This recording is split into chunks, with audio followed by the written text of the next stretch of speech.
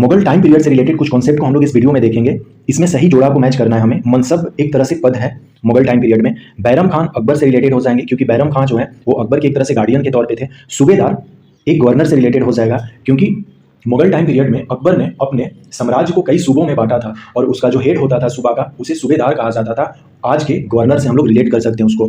न्याय की जंजीर काफ़ी फेमस है। जहांगीर ने न्याय की जंजीर लगाई थी और जहांगीर जो है न्याय की जंजीर के लिए जाना जाता है। और महाराणा प्रताप जो है ये चित्तौड़ के शासक थे। तो सही आंसर इसका चित्तौड़ मैच कर जाएगा। तो हमने मैच को देख लिया, अब कुछ फिल इन द ब्लैंक्स भी देख लेते हैं। जैसे पहला है कि पानीपत की प्रथम लड़ाई बाबर और इब्राहिम लोदी के बीच में हुई थी।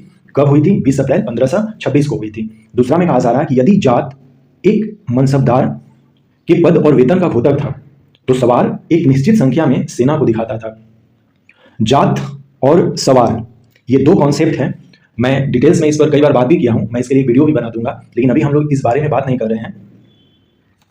मनसबदार का कॉन्सेप्ट जो है अकबर के द्वारा लाया गया था।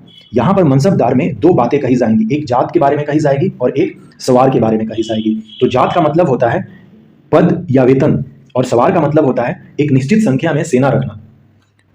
थर्ड में दिया गया है कि शेर शाह ने सरायों का बड़ी संख्या में निर्माण करवाया। शेर शाह सूरी जो है वो काफ़ी फेमस है व्यापार करने के लिए। उन्होंने ट्रेड को काफ़ी डेवलप किया, उसके लिए उन्होंने कई सड़कों का निर्माण करवाया जिसमें कि ग्रांड ट्रंक रोड भी शामिल है। तो जब रोड बड़े बड़े बनेंगे तो उसके किनारे कुछ सेटलमेंट भी तो होगा, तो उन्होंने सेटलमेंट कराए। जैसे आप सराय देखेंगे तो कई छोटे शहरों या बड़े शहरों के नाम से जुड़ा हुआ है, जैसे मुगल सराय। अब तो मुगल सराय को पंडित दीनदयाल उपाध्याय नगर के नाम से जाना जाता है।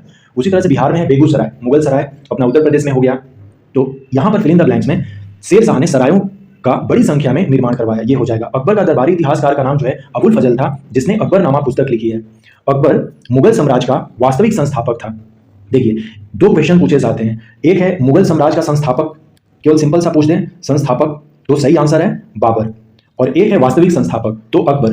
पहली बार जब पानीपत की प्रथम लड़ाई होती है बाबर और इब्राहिम लोदी में, तो 1526 में मुगल साम्राज्य बंद की स्थापना हो जाती है। तो 1526 से लेकर 30 तक बाबर का काल रहता है, लेकिन 30 में ही मृत्यु हो जाती है बाबर की। तो 1530 से लेकर 40 तक हुमायूं का शासनकाल रहता है, लेकिन बीच बीच में शेर शाह अटैक करते रहते हैं बाबर पर। और फाइनली क्या होता है कि 1540 में हुमायूं जो है हार जाता है शेर शाह से और वो भाग जाते हैं हुमायूं, और फिर वापस लौट कर आते हैं 1555 में, लेकिन इनकी कुछ ही महीनों में मृत्यु हो जाती है। और फाइनली जो है 1556 से सेकेंड बैटल ऑफ पानीपत के नतीजे के बाद, जिसमें कि अकबर जीत जाते हैं और अकबर का शासनकाल यहाँ से स्टार्ट होता है और ये 1605 तक चलता है। इसलिए यदि पूछा जाए कि मुगल साम्राज्य के संस्थापक का नाम बताइए, तो सही आंसर है बाबर।